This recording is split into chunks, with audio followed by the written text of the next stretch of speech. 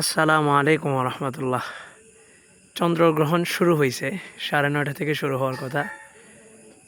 Asia উপমহাদেশের মধ্যে এই ভারত, পাকিস্তান, বাংলাদেশের মানুষ 82 মিনিট পর্যন্ত এটা পর্যবেক্ষণ করতে পারবে।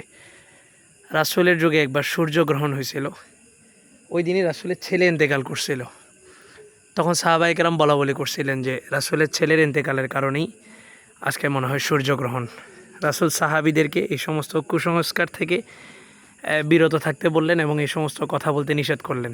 রাসূল বললেন যে সূর্য এবং চন্দ্র আল্লাহ তাআলার অনেকগুলো নিদর্শনের মধ্য থেকে বড় বড় দুইটা নিদর্শন।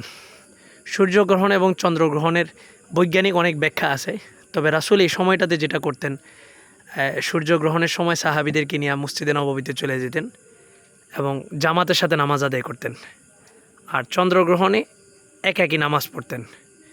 এই একটা সুন্নত আমাদের সমাজ থেকে একদমই বিলুপ্ত। রাসূলের একটা হাদিস, রাসূল বলেন, মান তামাসসাকা বিসুন্নতি ইনদা ফাসাদি উম্মতি ফালাহু আজরু মিআতি শাহিদ।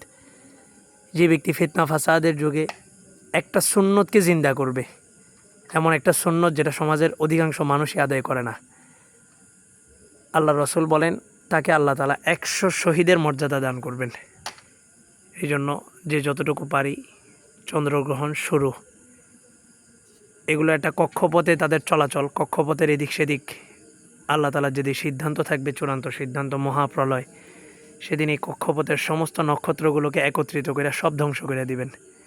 এই জন্যই রাসূল সূর্যগ্রহণ এবং চন্দ্রগ্রহণ সময় ভয়ের কারণে মানুষের মধ্যে যেন একটা ভয় থাকে, মসজিদমুখী করতেন।